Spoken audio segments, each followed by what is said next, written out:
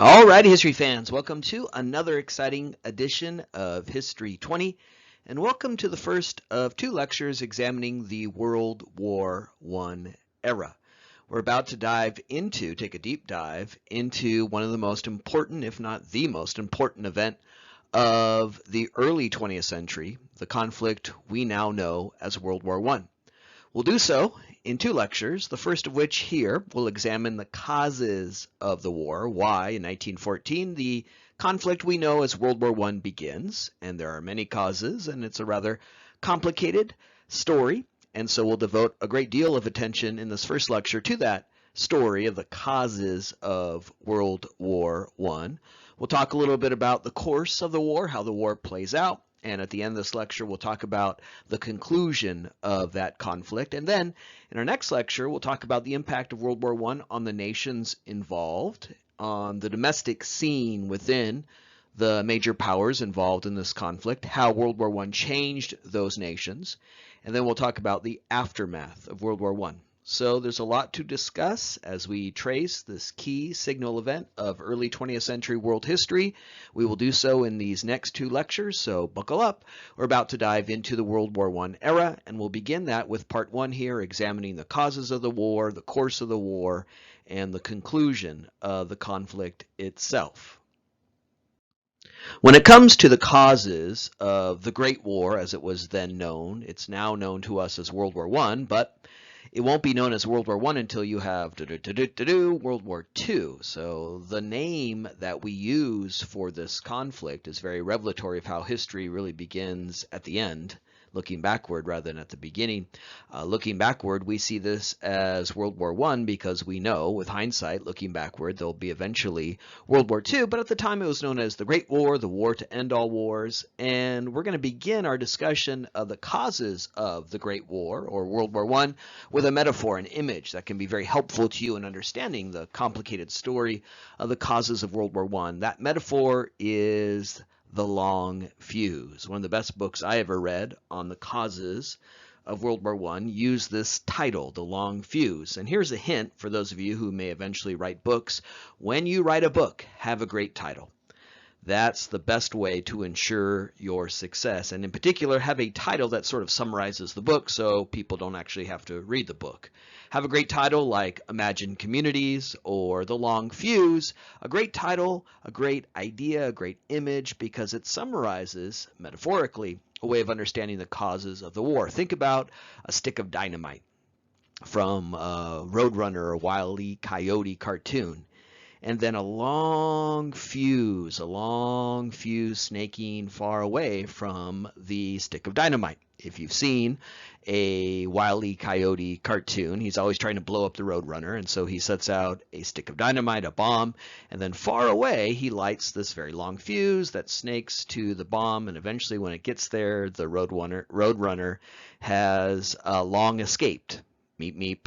So that metaphor, that image of a long fuse eventually connected to a stick of dynamite, a bomb that will explode, is a great way to think about the causes of World War I, because though World War I will begin in 1914, really its origins, its beginnings stretch far back like a long fuse deep into the 19th century. Deep into the 1800s. Part of the reason why we spent so much time in our first lecture examining trends in the 19th century was because those trends will eventually lead to key events like World War I here in the 20th century.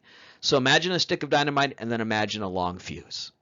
A fuse that is lit not in 1914 when World War I begins, but in the late 1800s, and then burns over time and eventually explodes into the global inferno of World War I in 1914. What are those trends stretching back into the 19th century? What is the fiber of that long fuse? Well, one, nationalism. And here the hard work, the concentration, the diligent notes you took on the first 2 lectures will be very, very helpful, very, very fruitful. Again, I didn't seek to waste your time with all that information about the 19th century in our first 2 lectures. It's important to learn that so you can understand things like the causes of World War I that some jerk might ask you about on an exam coming soon.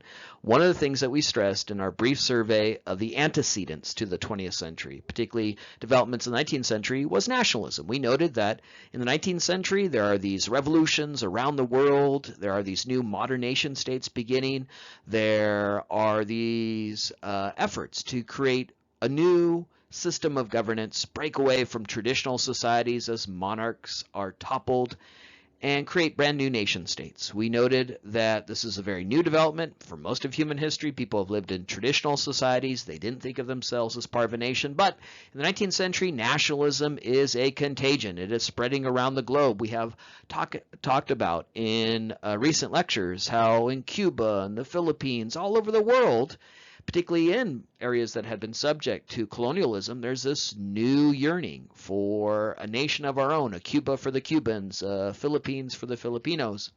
And so in our first 2 lectures, we've talked a lot about how nationalism is a big macro trend of the 19th century. Nationalism, creating an imagined community, urging a group of people in a certain geographic location to imagine themselves all connected to a common history, a common identity, a common culture, urging people to think in that way. What begins in the 13 colonies here in the United States in the late 1700s spreads throughout the 1800s, and you have this process of people imagining a sense of self, a community. You have nationalism, and then seeking to form a government that represents that imagined community.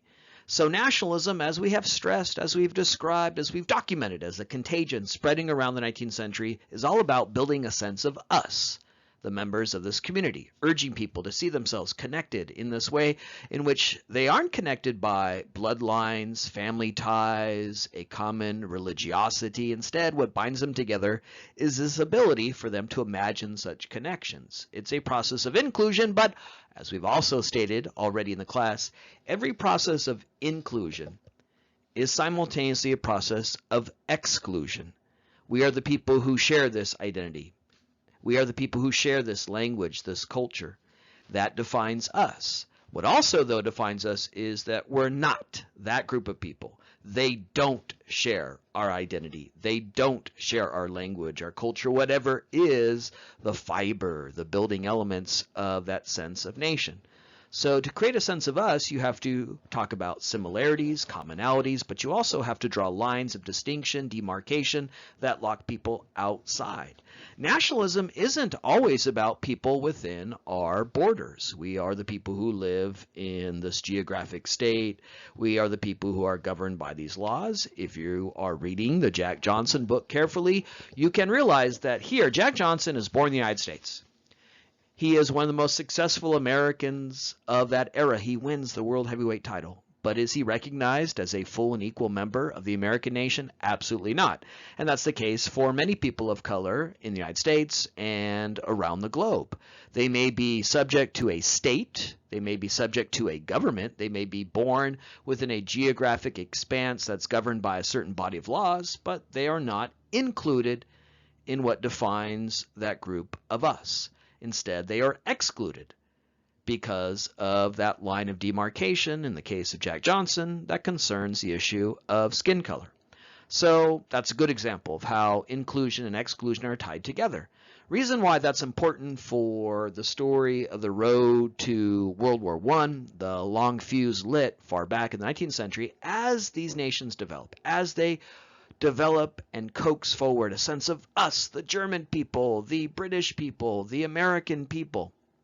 They are creating a sense of self, but also creating antagonisms, creating lines of division, drawing lines of exclusion, setting themselves up in contradistinction to other nations. So nationalism, in many ways, breeds antagonism, it breeds clashes, it breeds this way of thinking that so many human beings are being urged into in the 19th century, to think of themselves as a group in contradistinction to another. Sometimes that group, that other, is within the boundaries of the nation, but in other ways, the boundaries of nationhood serve as their own forces of demarcation, creating a rivalry of sorts. If you're really invested in this idea of, oh, the greatness of being American, oh, the greatness of being Italian, oh, the greatness of being German, well, that sense of greatness is often incumbent upon seeing those who aren't this group, who aren't Italian or German, as lesser, as unfit, as inferior. There's all these ways in which nationalism breeds rivalry, antagonism, and soon these nations will go to war with each other, fueled by that antagonism, the way in which nationalism creates a sense of us and a sense of those who can never be one of us. In our most recent lecture, we talked about the effort by industrial nations in Europe and the United States to carve up Africa, Asia, Latin America. We gave many case study examples of that. And in doing so, we have now established a sense of rivalry, not just within Europe, between these nations that are emerging in the 19th century, fueled by nationalism, but a sense of competition around the globe. Rivalries for who will control these scarce, finite resources. Rivalries for who will control vital waterways and passages. We talked about how, in many ways, the United States was urged into this process of imperialism because of a sense of rivalry. We can't stand by and watch Great Britain, France, and Germany carve up the world. Resources are scarce. Who's going to control the global economy, the global order? So imperialism was driven by rivalry. It was further fueled by rivalry as these nations carve up the areas around the globe. And World War I will be fought in part in those empires. There'll be battles fought in Africa and Asia between these warring factions. So imperialism was an outgrowth of nationalism. Imperialism was a process of extending power, national power and pride over people who are imagined to be outside our nation, both physically and in an imaginary sense. These nations march around the globe, fight wars, take colonies, and then they find themselves in competition. And that competition helps to deepen rivalry, antagonism, and plays a crucial role in the onset of World War I, and then World War I itself would be fought by these nations in their respective empires in the imperial realms of Africa and Asia. Industrialization is another key causal factor in the road to World War I, one that we've already talked about, one that's already under your fingernails in your mental world because I've stressed it so much in these first two lectures. Certain parts of the world begin to transition from an agrarian, farm-based economy to an industrial economy. And as we've talked about, that leads to efforts to secure markets for goods produced. It leads to an effort to secure limited, finite resources that are important, raw materials in an industrial economy, access to diamonds and coffee and tea and oil and rubber. So industrialization led to global competition among the industrial powers who want to secure those markets and resources. Who's going to do so? Well, that competition leads to war. World War I would see battles over certain coal fields in Europe. Who's going to control that vital resource, coal, which is so necessary to industrialization? As I just said on the previous bullet point, a lot of warfare will take place in the imperial realm, in the colonized parts of the world, over who's going to control these resources. So industrialization led to competition among industrial nations. It led to antagonisms. It led to a sense that certain resources vital to an industrial economy are up for grabs. Who's going to take them? Those resources are limited. And so industrialization also pitted these industrial powers against each other. So nationalism, imperialism, industrialization, big macro forces that are urging the industrial nations of Europe to see each other as rivals. As they increasingly develop this antagonistic sense in relation to each other, as these rivalries deepen, these nations build up big bitchin' militaries to protect their nations and exert their influence over the globe, over scarce finite resources. The next ism to add to our causes of World War I, the next ism to braid into that long fuse that was lit far back in the 1800s, militarism. These nations build up big bitchin' navies, big bitchin' armies, as they compete with each other, as they see each other in this antagonistic way, as they want to use their power and influence to dominate and control Africa, Asia, Latin America.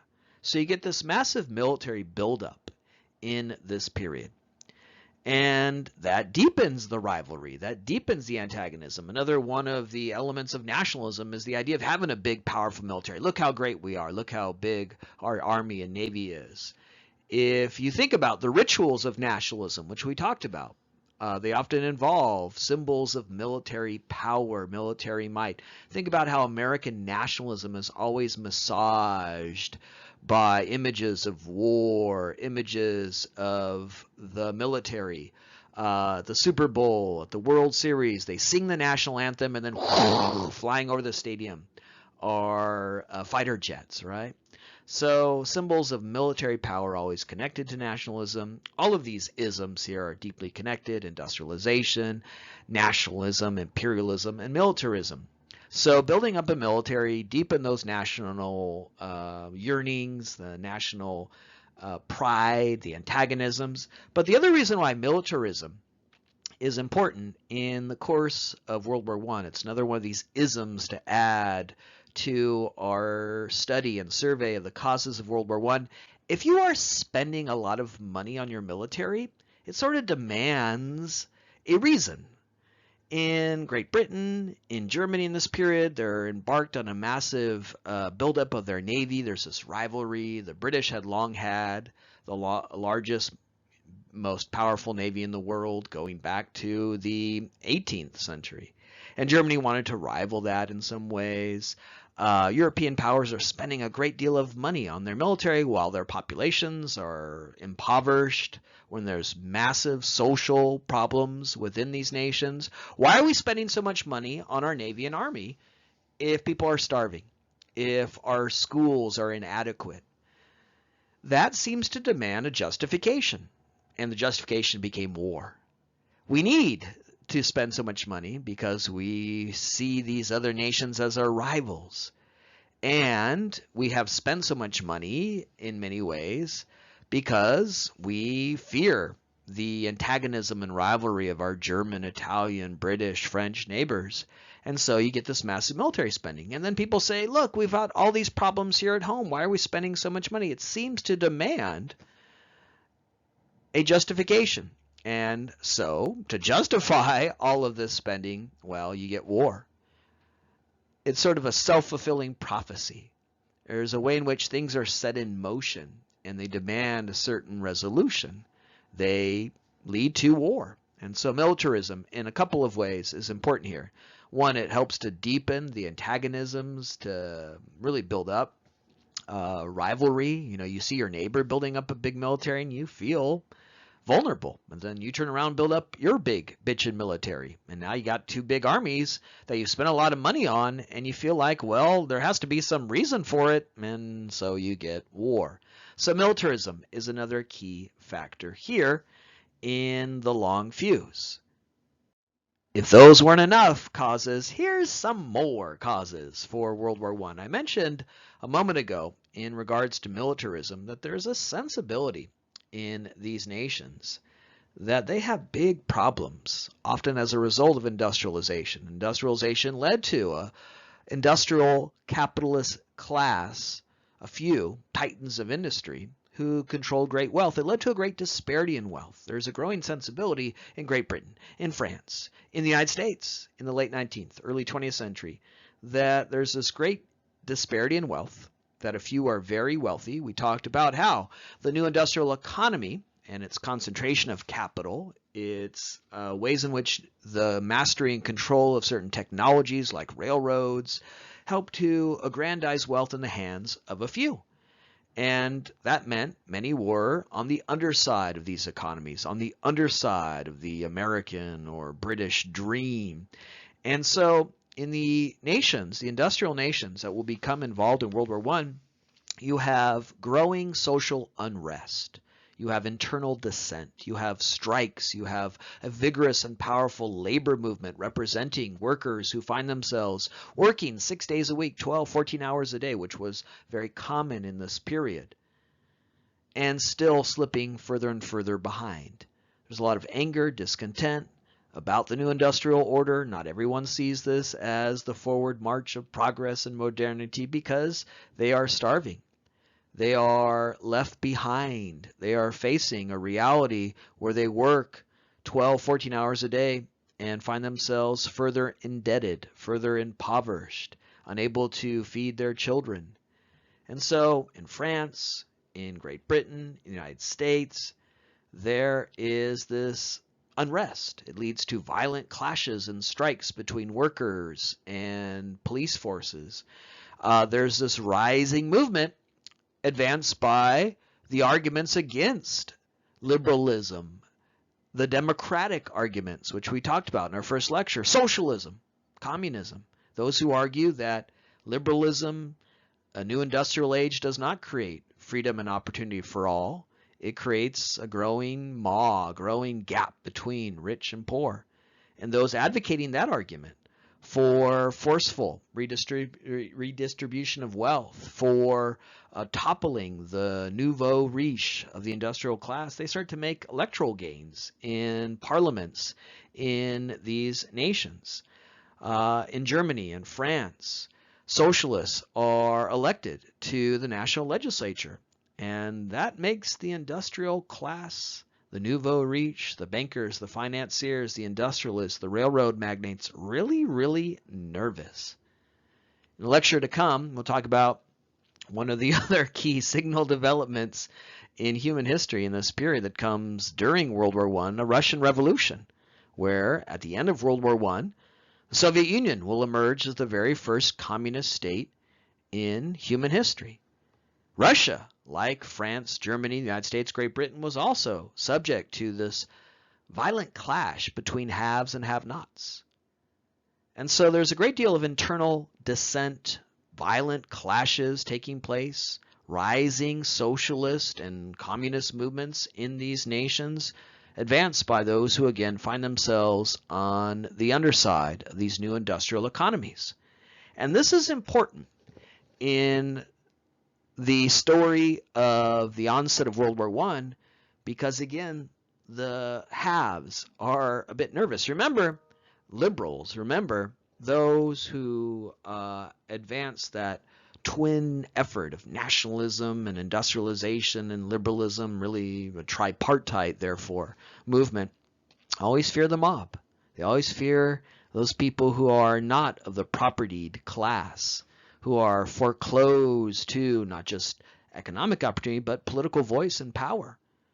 They wanted to create strong executives, prime ministers, and presidents who have control over an army who can crush popular rebellion. So great fear for these industrialists, these leaders of the new liberal constitutions and governments of these nations, a workers' uprising. You can call out the army and crush it, and that's what's happening in a lot of these countries. There are violent clashes in Great Britain, in the United States, and France. But another way, perhaps better way, a more effective way to quell popular dissent is to build a sense of unity, harmony among the haves and have-nots, to convince the have-nots to lay down their arms, their arguments, and their barbs, and instead see themselves in commonality, in unity with the haves. And what better way to build that sense of unity, harmony, a sense of us, to quell antagonisms than a war? A war will unite a nation. A war will be a chest-thumping, flag-waving moment to put aside these differences, to convince the have-nots and the haves that we're all together, create a sense of community, nationhood, unity, to direct anger and antagonism towards another nation, our rival. So for many in positions of power, The answer to all this dissent and discontent was something that would rally the nation, and war becomes a very convenient way of doing so. A war that will bring unity, create a quick victory, the splendid little war idea that we saw with the Spanish-American War, which when it broke out in 1898, many, again, industrialists and politicians who were concerned about divisions and discontent hoped would be a moment to rally around the flag and either extinguish or at least postpone these economic divisions. So the fact that all of these nations involved in World War I are nations rocked by internal dissent, and the way in which war, a way to massage and deepen and revive national unity, could serve to quell that discontent and division, key too as one of the causes here. Well, I warned you. It is a long fuse, and so we can now add to the causes we've already described: nationalism, industrialization, imperial rivalries, militarism, internal dissent, some more causes. One other cause of World War I, one other way of explaining why in 1914 all of Europe is engulfed in a conflict, a rigid alliance system that was established as a result of the growing clash and antagonisms, rivalries that we've now described. So in previous slides, we talked about how all these nations are building up an identity that is in part antagonistic, exclusionary, in opposition to them, the people who don't share our language and culture. We've talked about this growing sense of a competition for finite resources. Who's going to control the great coal fields of Europe? Who's going to control the global economic order? We've talked about how these nations are building up big bitchin' navies, big bitchin' armies. Oh man, my neighbor's got this army. I better build up my army.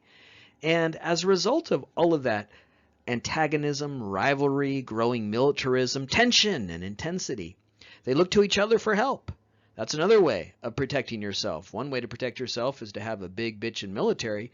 Another is to ally yourself with your neighbor to protect you. And so nations that eventually are involved in World War I are building up these alliances, and they believe this will create security.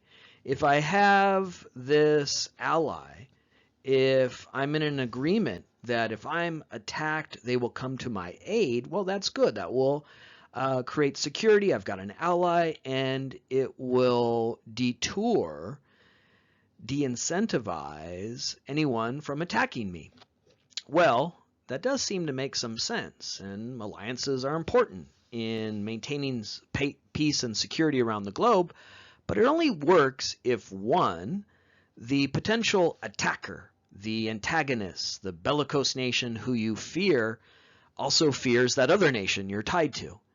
When Germany attacks France, France has a treaty with Great Britain, and that means Great Britain is brought into the conflict. This is, again, why we're stressing an alliance system as important to the causes of World War I. It explains why all these nations are dragged into the conflict. But what if Germany says, yeah, we want to take on Great Britain too. We want to bring them into the war. We don't fear them. We can defeat France and Great Britain. Well, that alliance system doesn't therefore promote security. Also, Great Britain and France had a secret treaty with Russia, that Russia would come in if it was attacked or if these other nations were attacked. And that too works against the illusion, the idea that alliances can promote security. What if the aggressive, bellicose nation doesn't know about your alliance and therefore can't fear that other country coming into the conflict on your side? So another factor, another thread in the long fuse, this alliance system, which bound nations together. These alliances were predicated on the idea that if you're attacked, I'll come to your aid, or if I'm attacked, you'll come to my aid. They were compulsory. They were based on this notion of a mutual defense. And that helps explain why what could have been limited to a small conflict between two nations eventually becomes something we can describe as World War I. Because one nation is attacked, it has an alliance with another nation, predicated on the idea that if you're attacked, I'll come to your aid, and that sucks all of these nations together. And rather than prevent war, leads to an expansion, an intensification of conflict that will spread across the continent of Europe and lead to conflicts as well in Africa and Asia as part of what we describe as World War I. The last of these causes, the last of the elements of the long fuse that I'm stressing here, related to, again, insights we've already developed. We have talked in previous lectures about how the 19th century is a time of new technology. I have testified to the ways in which you can imagine the 19th century is the most concussive, convulsive period of technological change, arguably in human history. A new age of telegraphs and telephones and automobiles and photography, on and on and on.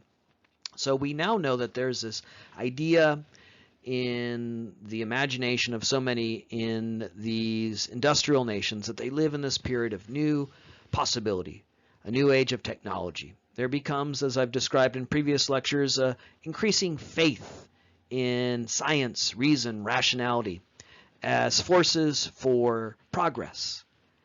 And so these nations are deeply invested in that idea of reason, rationality, technology, science. And there's this growing bureaucracy within these nations as they emerge as nation states governing a great expanse.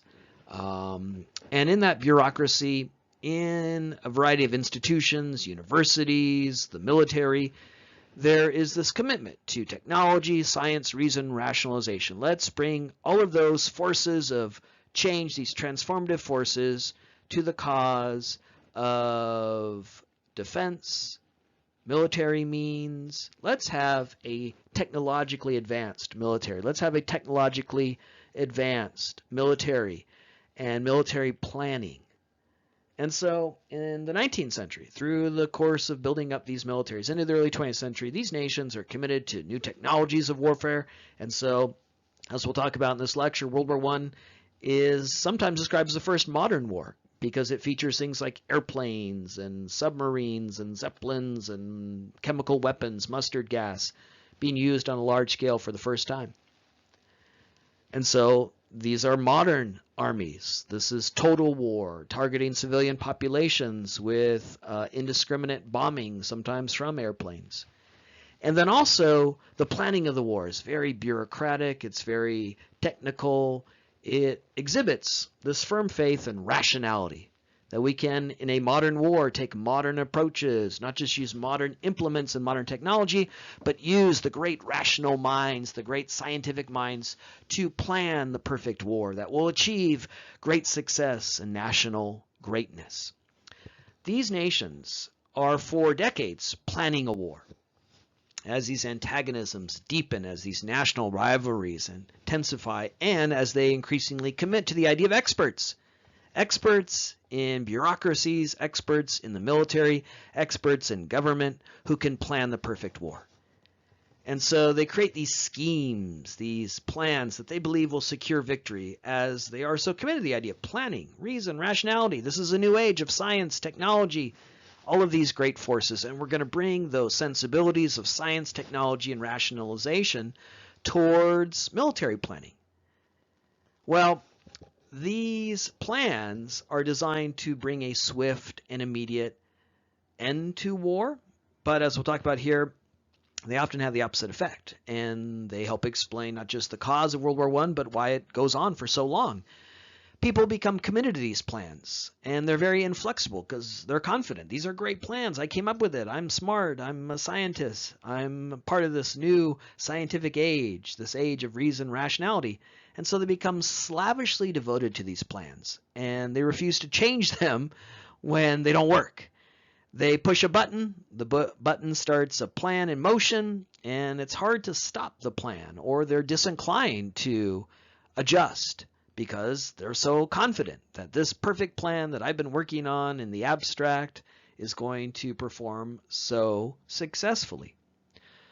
Furthermore, this is ultimately a modern war, a war that will engulf a continent, involves mass mobilization, not just of a military, but of society, industry that has to produce bombs, bullets, and boots, an effort to ramp up service to the country in a variety of ways. And we'll talk in our next lecture about the domestic impact of the war on the economy, on society. You need to mobilize a large army and navy, which means conscription. It means enforcing a draft. There's a lot involved here. And once all of that gets ramped up, all of that starts to move, once the button is pushed, it becomes hard to stop it. And again, all of this has its sort of self-fulfilling prophecy and generates its own justification. We have to do this because our neighbor's doing this, and we better get ready and mobilize. And then once you start to mobilize, well, it seems to necessitate a payoff. It seems to necessitate a certain end, and that end is war. One of the ironies, tragedies of World War I is that it was planned, it was schemed, it was created and designed by people who are deeply committed to reason, rationality, technology. And as we'll talk about in lectures to come, one of the effects of World War I was to shatter that faith in reason, technology in a variety of ways. We'll see how World War I led to the death of tens of millions of people. How it was a modern war that allowed people to now kill in new ways with machine guns and airplanes. And then people said, well, what brought us all of those new implements of war? Science, technology. Maybe science and technology isn't so great if it leads to the mass destruction of tens of millions of people, the decimation of a continent, and the economies of this nation. World War I, in many ways, comes out of this firm faith and reason. We can plan a perfect execution of a conflict. Trust experts, bureaucrats. Our new bitchin' technology can wipe out our enemy. World War I came out of all of those confidences in reason, rationality, technology. But then when people saw the limits of technology and how these plans ultimately failed and actually led to the elongation of the conflict, or when they saw science now as responsible for mustard gas and airplanes and machine guns, responsible for mass death, at the end of World War I, there'll be great circumspection, great suspicion, cynicism towards reason, rationality. One of the things that World War I does is it shatters that faith. It shatters the faith that we could have a perfect world through science, reason, and rationality, because people saw science, reason, and rationality as forces that led to the war and then led to the mass death and destruction of a generation of human beings. And that's why in the 1920s, in the nations that were involved in World War I, you'll see a growing cynicism, despondency, despair, a great commitment to tradition and religiosity by people who are now seeing science and reason as false gods that we worshipped on our road to war and destruction. So World War I comes out of this great commitment to science, reason, rationality, experts, but then the war in many ways shatters that confidence. So tick them off here, History 20. We've got nationalism, imperialism, industrialization, militarism, internal dissent.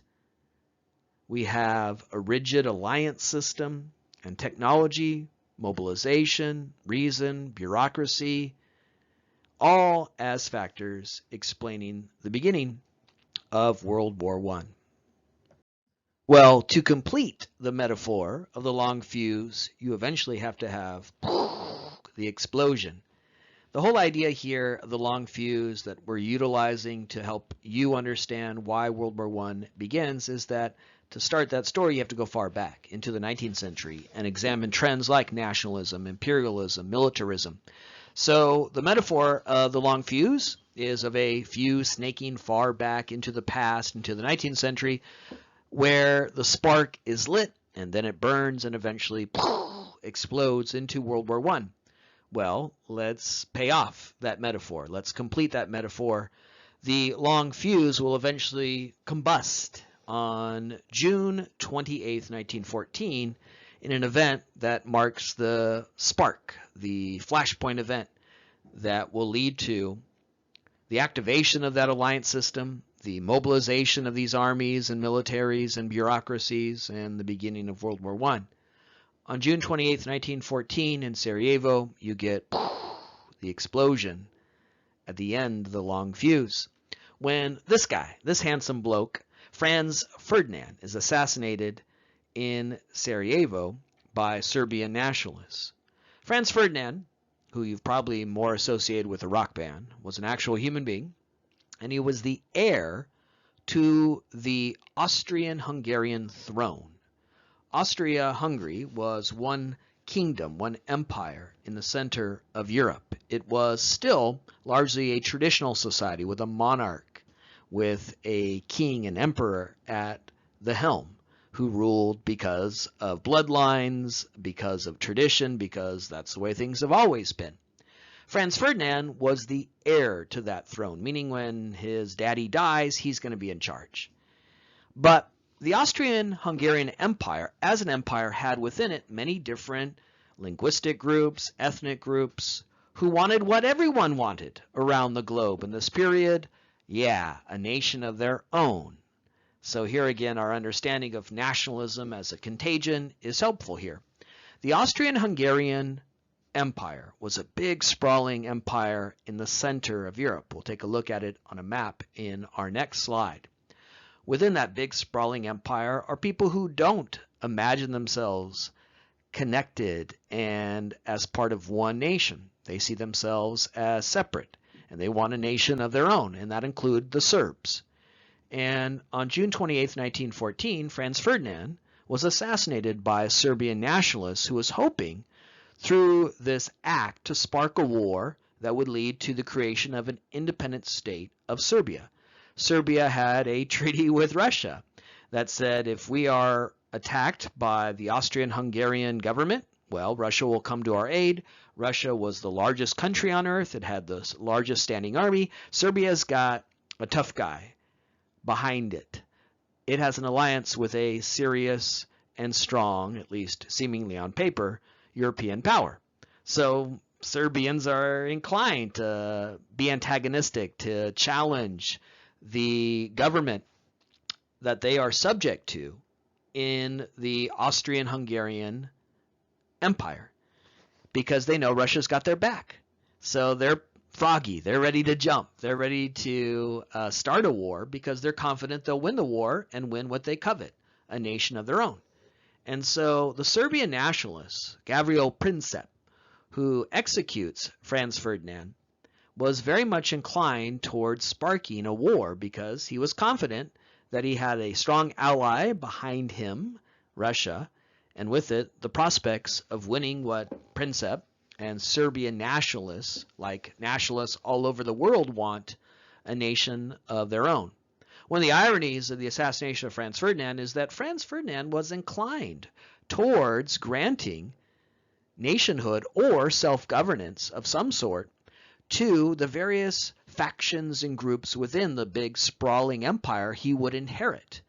He was sort of a young, hip figure, woke in what may count for wokeness of this period, inclined towards accepting this idea of self-governance for his people, of not wanting to rule as his father had ruled.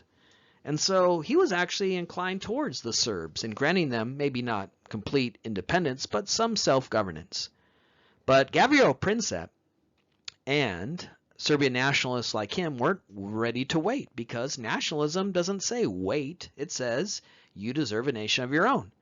And so Princip was willing to assassinate Franz Ferdinand, even though Franz Ferdinand was sympathetic to the aspirations of Serbian nationalists, because again, he wanted to spark a conflict that hopefully would lead to the immediate formation of a separate Serbian nation.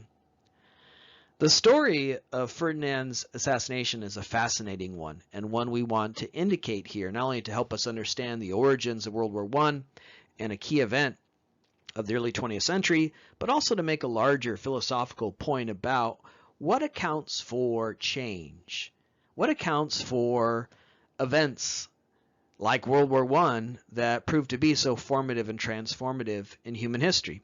Historians spend a lot of time, as we already have, talking about intention, about planning, about inclinations, why people do what they do, why choices are made. Well, inclinations, beliefs, intentions are all really important. Sometimes people do what they do. Sometimes history changes because of intentions, inclinations, deliberate actions, pre-planned events.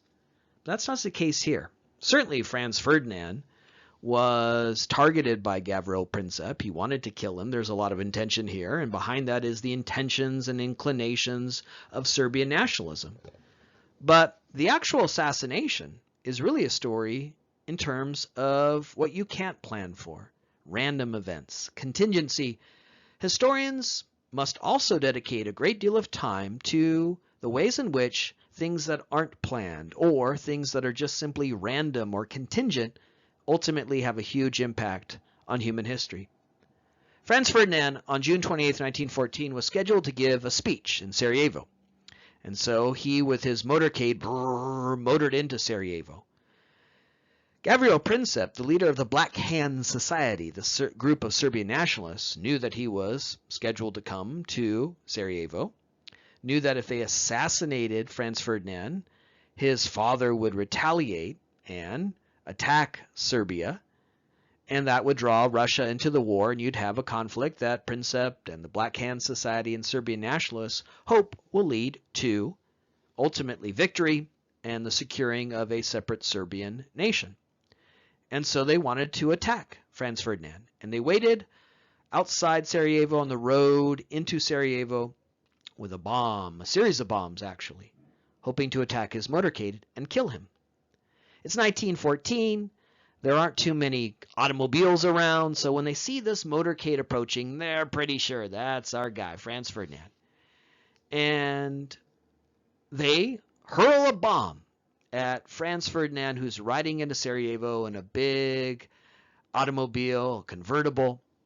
The bomb bounces off Franz Ferdinand's car and explodes behind him, injuring the people in the car behind him, many of the guards, bodyguards, who were accompanying Franz Ferdinand to Sarajevo. So the first attack fails. The first attack turns out to be ultimately a failure. They're unable to bomb and kill Franz Ferdinand. Now, if I'm coming to class to give a lecture, and before I can walk into the lecture hall, students throw a bomb at my ass, I'm going home, okay? Lecture's canceled that day. I'm not going to walk in and give a speech or give a lecture, right? But not Franz Ferdinand, not our hero, not the heir to the Austrian-Hungarian throne. He was undeterred. He continued on to Sarajevo and gave a speech. The speech that he gave was now literally soaked in blood from the attack earlier, but he gave it anyways. And then after giving his speech, he insists on going to the hospital in Sarajevo to visit the men who were wounded in the bombing previously. He gets in the car, the driver's ordered to go to the hospital, driver gets lost, driving through the Baroque streets of Sarajevo. Takes a wrong turn down a dead-end street, stalls the car, and who happens to be standing on the corner of this random street in Sarajevo where Franz Ferdinand has turned down, where his car is now stalled? That's right, Gavril Princip, who was angry and smarting about the failure of the earlier attack, who was trying to figure out some other way of killing Franz Ferdinand, and who turns down the street and appears right in front of him? Franz Ferdinand. Gavril Princip must have shit his pants at his luck, right? He shrugs his shoulders, pulls out a pistol, walks right up to Franz Ferdinand, and shoots him in the head. If the driver doesn't get lost, if he doesn't turn down that one random street, if Princip isn't standing there with a pistol in his pocket, perhaps all of human history would look very different. John Wilkes Booth only had one bullet in April of 1865 when he walked into Ford's Theater. If he misses, all of American history is probably very different. Sometimes random events, contingency, things you never plan for, are often the most important in human history. Franz Ferdinand is killed because of that contingency, that randomness, the driver turning down the dead-end street, and Gavril Princip gets exactly what he wants. Austria says, all right, you've killed Franz Ferdinand, we're coming after you. Serbia has the secret treaty with Russia, which now mobilizes against Austria. Austria had a secret treaty with Germany, which was now brought into the war and declares war against Russia. Russia had a secret treaty with France, who had a secret treaty with Great Britain. And there it is.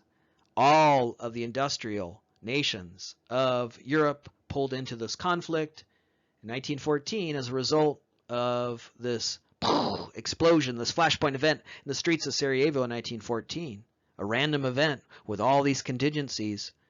The conflict we know as World War I begins. And in this lecture and lectures to come, we'll trace, really for the rest of the class, I will argue, the consequences of World War I as we still live in now the 21st century, a world largely formed and influenced by this conflict that broke out over 100 years ago. So, yeah, a long fuse, a fuse that stretches back to the 1800s, but one that eventually reaches its point of conflagration, its point of explosion here in 1914, as Franz Ferdinand is assassinated, activating all those forces we have described, dragging into this conflict all of the nations involved in World War I. Eventually, it would be the Central Powers of Austria, Hungary, and Germany against the Entente Powers of Great Britain, France, and Russia, and Japan as well was part of the Entente Powers and will fight against German colonies in Asia. That's the point I made earlier about a lot of World War I will be fought in Africa and Asia. You have the two sides of World War I, the Central Powers versus the Entente Powers. Here are those nations visually in a map. The nations shaded, I don't know what color this is, tan, I guess. I don't know. I've been told I'm colorblind. I think colorblindness is actually a lie. There's no such thing as being colorblind. It's just nobody can agree on what a color is. But I've been told since third grade I'm colorblind, so I'm not going to really put much commitment into the colors on this map. You can decide for yourself what color that is because colors are all subjective, but I'm going to go with tan here. The color shaded tan, United Kingdom or Great Britain, France, and Russia, those are the Entente powers. The Central Powers, well, they're known as the Central Powers because they're in the center of Europe. So again, it's early in the quarter. You don't want to work too hard. This is really easy to understand. The Central Powers were in the center of Europe, and that's the German Empire, which is this big sprawling empire there in Central Europe, and the Austrian-Hungarian Empire. Austria and Hungary, not separate countries. That will happen after World War I. We'll talk about that in our next lecture. One big sprawling kingdom encompassing groups like Serbia and others. So you have the Entente powers, Great Britain, France, and Russia. Japan also was part of the Entente powers and will fight against German colonies in Asia, and that too is really important, as we'll talk about in our next lecture, in the aftermath of World War I and its lasting consequences. I have not included the United States yet because the United States will not enter into the war until 1917. Those are the Entente powers when in 1914 the war begins against the Central Powers, Germany, Austria-Hungary. Oh, also joining the Central Powers, the Ottoman Empire, but don't worry about them. The Ottoman Empire had their feet up for most of the war. Ottoman feet up, anyone? All right, we'll move on. Those are the two antagonists in World War I, the Entente Powers versus the Central Powers, symbolized here in this map.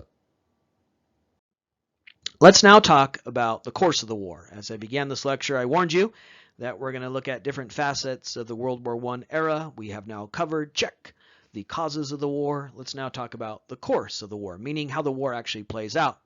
Both sides believe the war would be over quickly. Why not? They're the most powerful nation. They're the greatest nation. They have all this national pride. They have these big bitchin' militaries. They have all these complicated schemes and plans that are going to lead to quick victory. So, because of the forces we talked about earlier, both sides were confident the war will be over quickly. The Germans had a complicated plan that they were deeply invested in, confident in, known as the Schlieffen Plan, where they would quickly attack their antagonists, their enemies to the west, France and Great Britain, and then turn around and boom, attack their enemy to the east, Russia. One of the problems for the Central Powers, being in the center of Europe, was that they were surrounded by their enemies. To the west, Great Britain and France. To the east, Russia. But don't worry, we got a plan for that. The plan was to quickly overwhelm one side, then boom, turn around and defeat Russia in a big rousing victory. Well, This doesn't actually go too well because that effort against France and Great Britain is ultimately thwarted, and Russia is able to build up its defenses. And what happens is that World War I turns into a stalemate. The great hope for Germany was we'll hit one side real hard, then turn around and sweep and mobilize to the east. That's not what happens, though.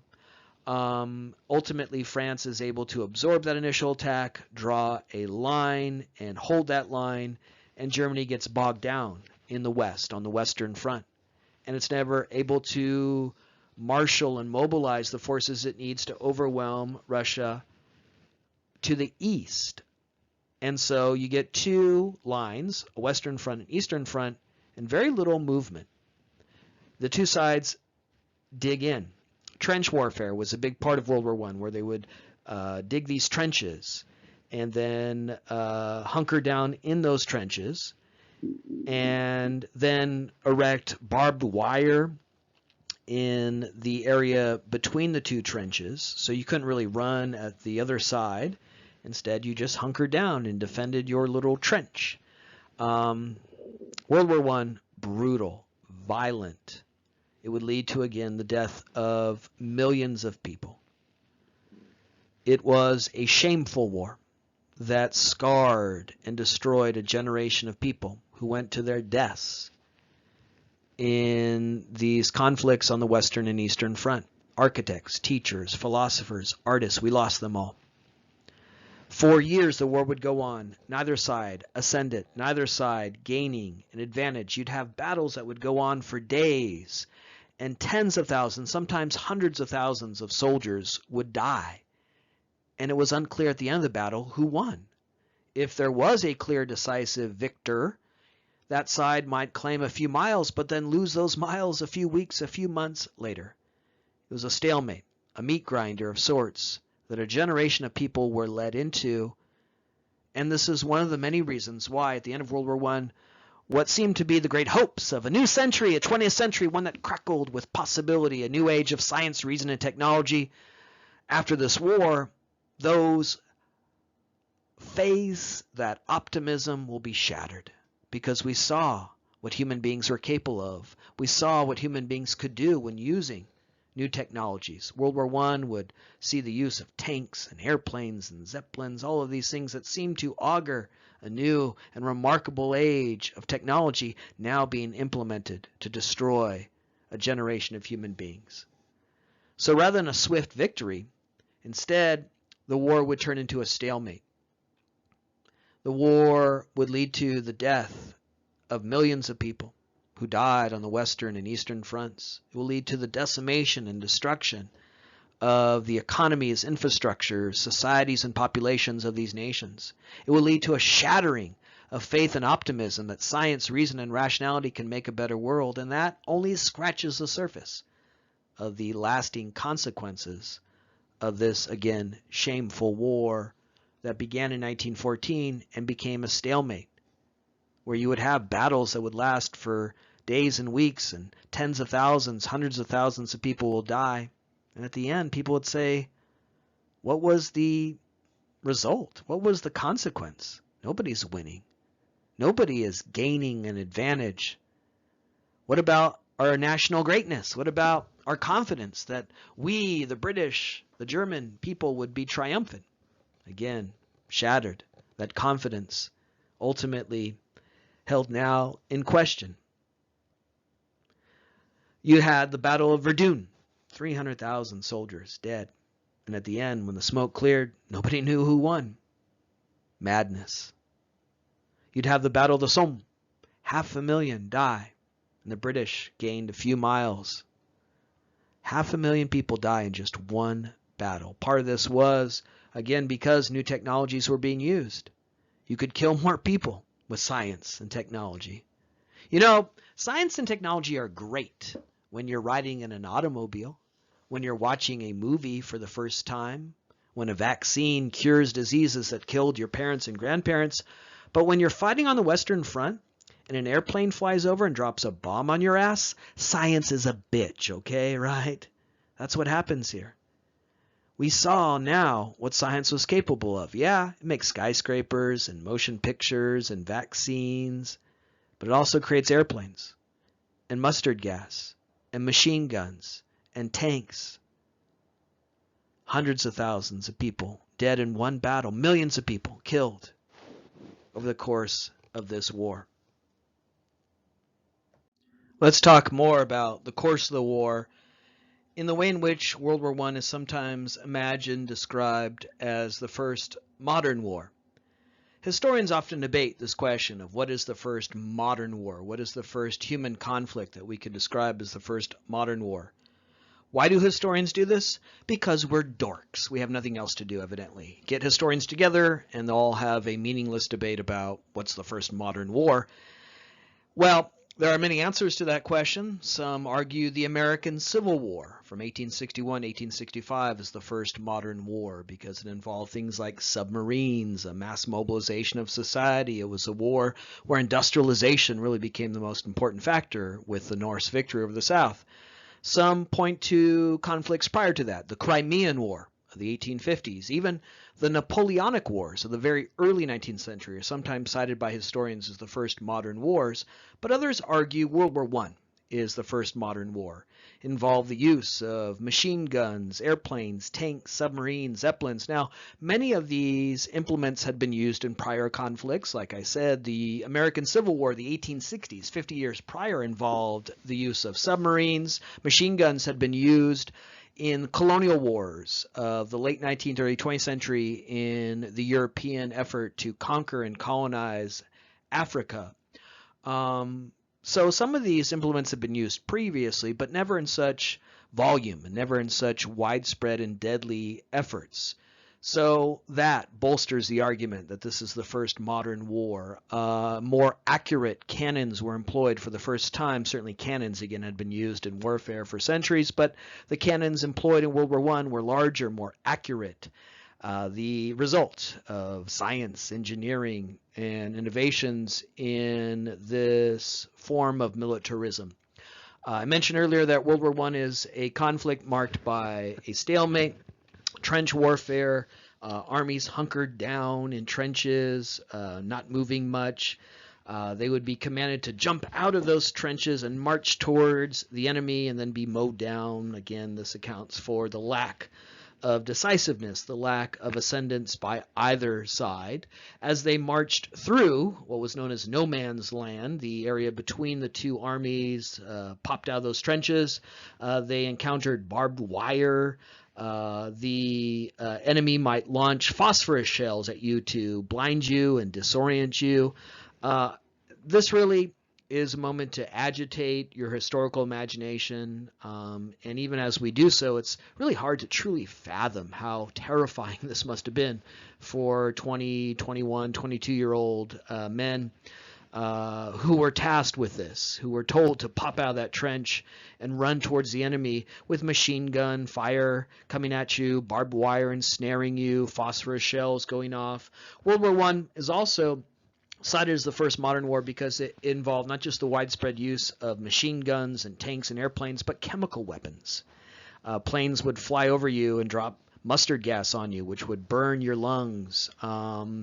So this was before international agreements regarding the use of chemical weapons, limiting those, attempting to limit those. After World War I, there would be efforts to establish international standards that would prevent the use of such chemical weapons. No such standards existed when the war began, and so open, wanton, unrestrained use of chemical weapons that again led to the massive casualties and deaths of World War I.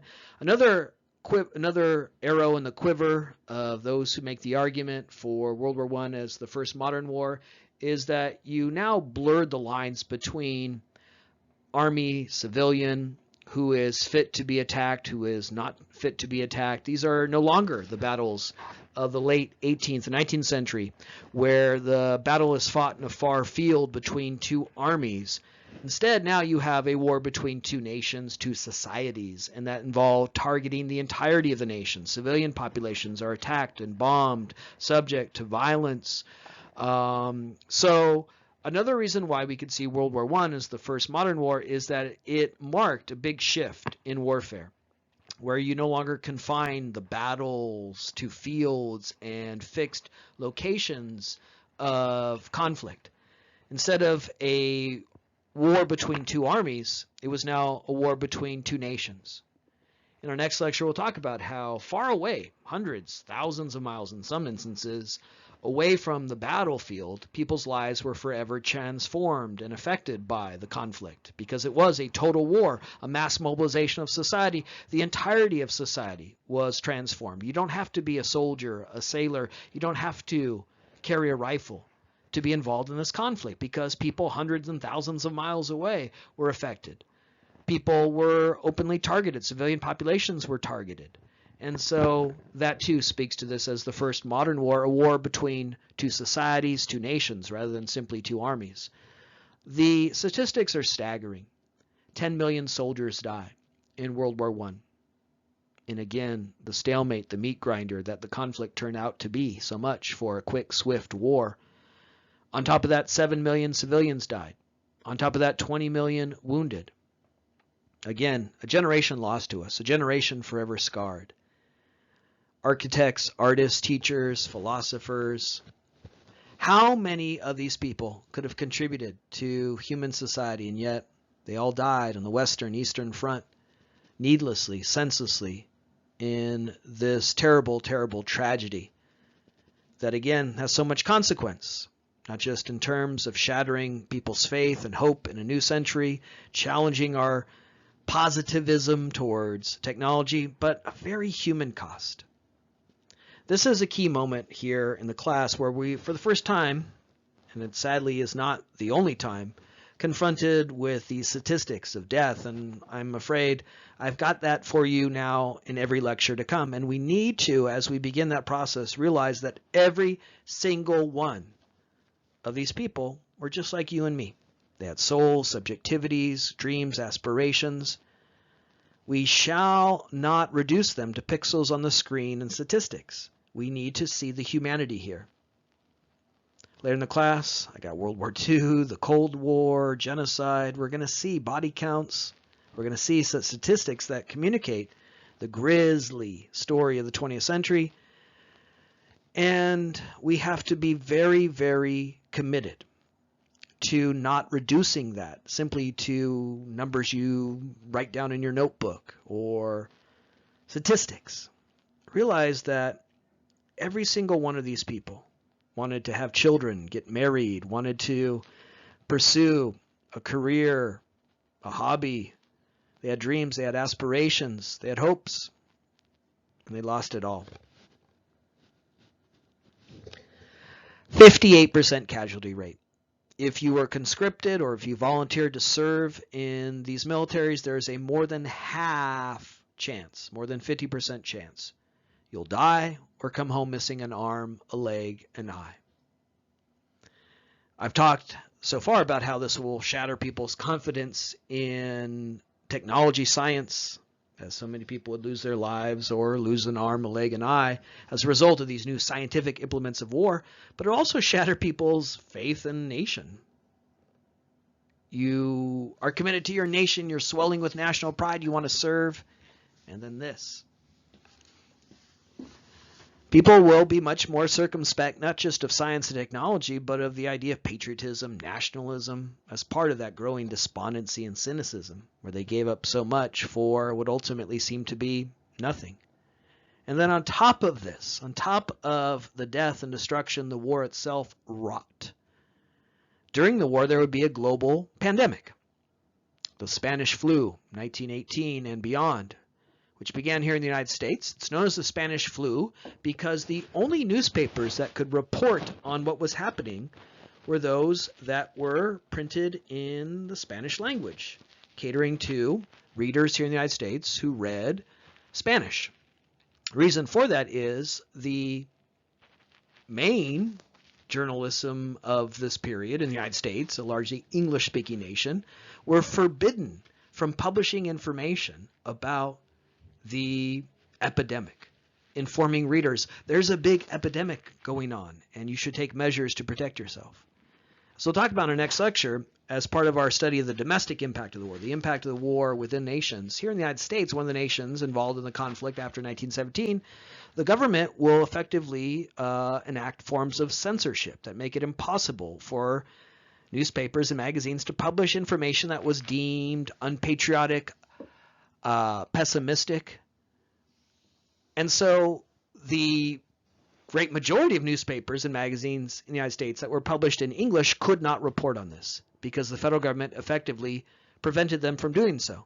Now, I know this will come as a great shock to you that here in the United States during a pandemic, the federal government worked towards misinforming the public. I know, use your historical imagine such a strange and different time than ours, where the U.S. government made the pandemic worse. I know, really hard to relate to, right? But do it, use your historical imagination, and that's why it was known as the Spanish flu, because the only people who reported on it were these Spanish language newspapers initially, the only ones that were not subject to this process of censorship. Nobody in the federal government could read Spanish and figure out what these newspapers are reporting.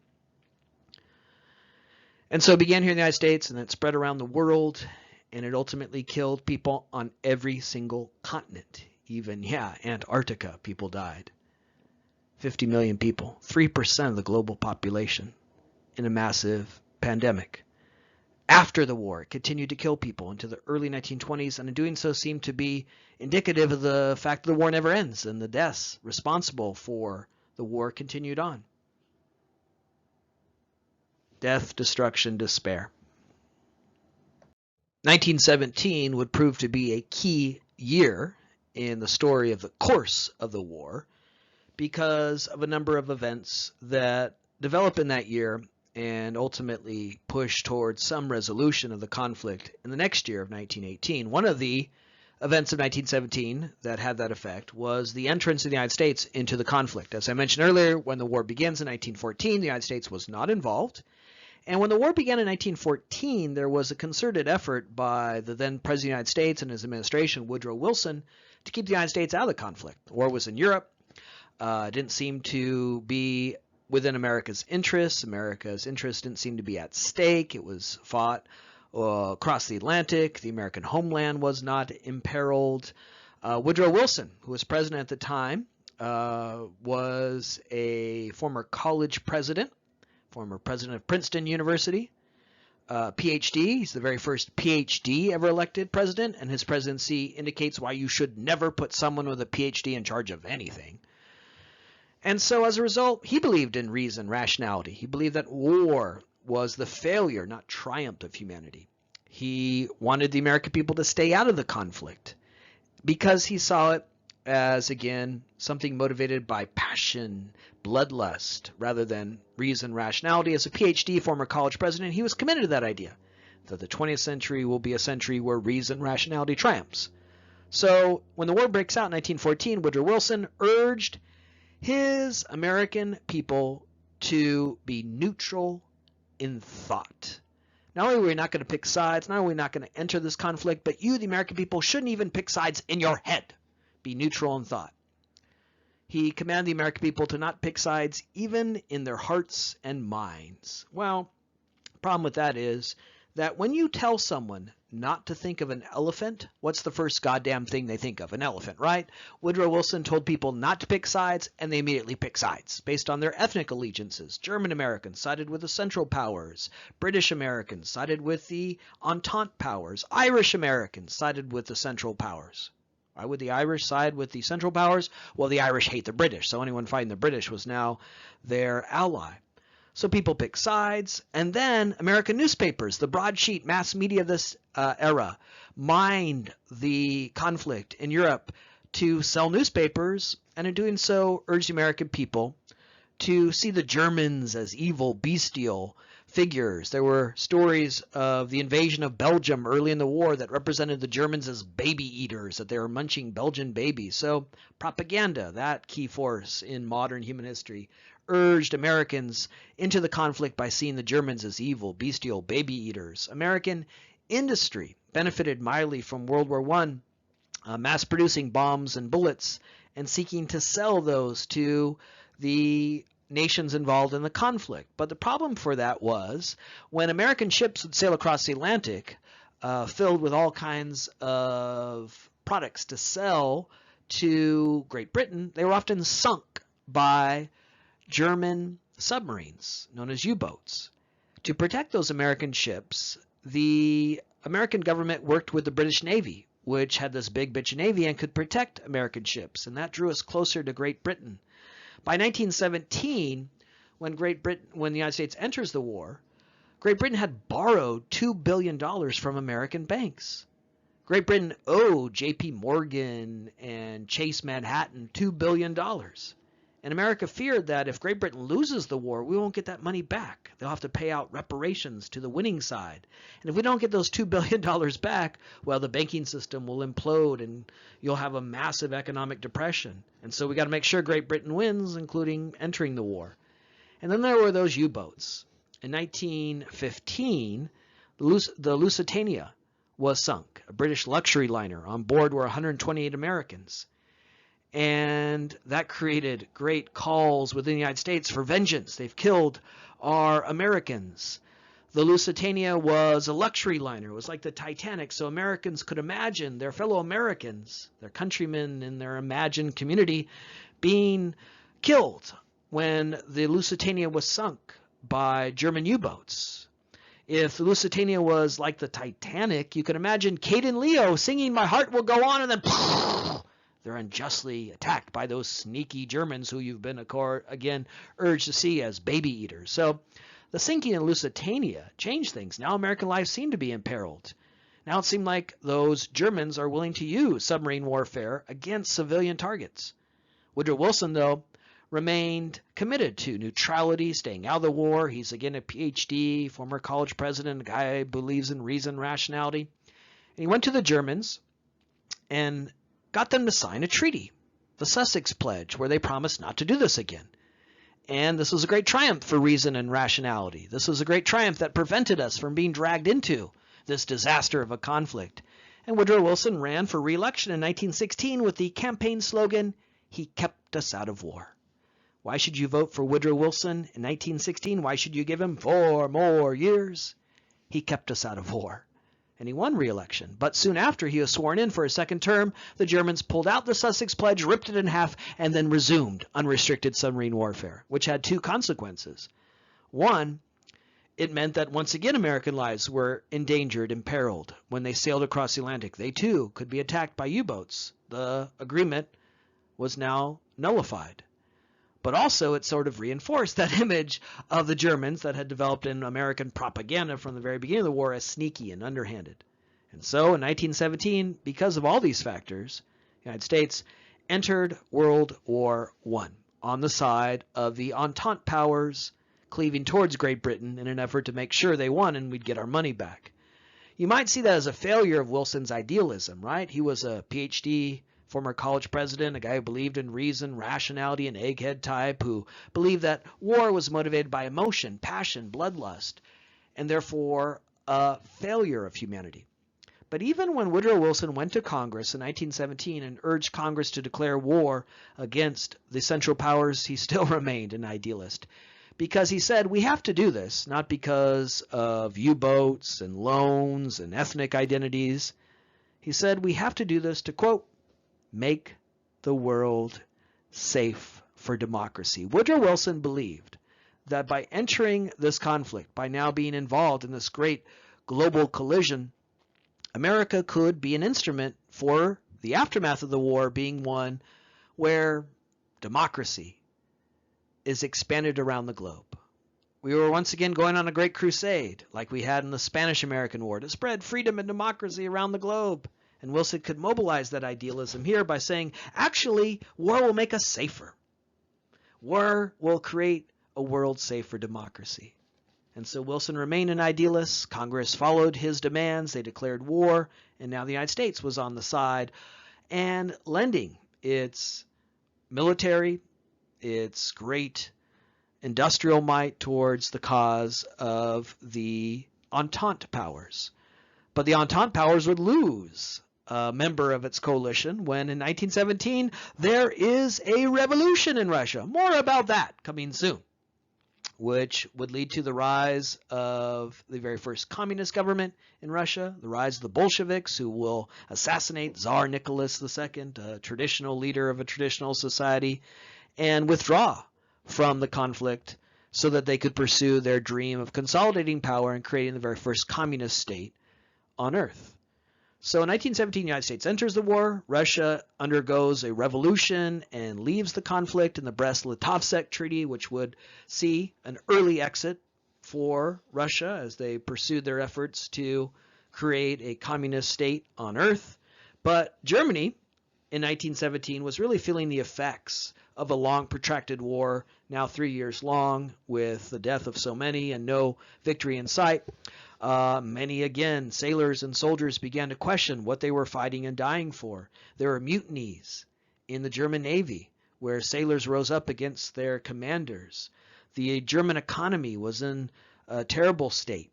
There was great antipathy towards the leaders who had failed us, who promised us quick victory, but were now responsible for this grisly turn of events.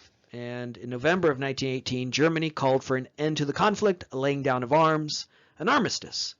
And for a long time, that day was celebrated here in the United States as Armistice Day, commemorating the end of World War I.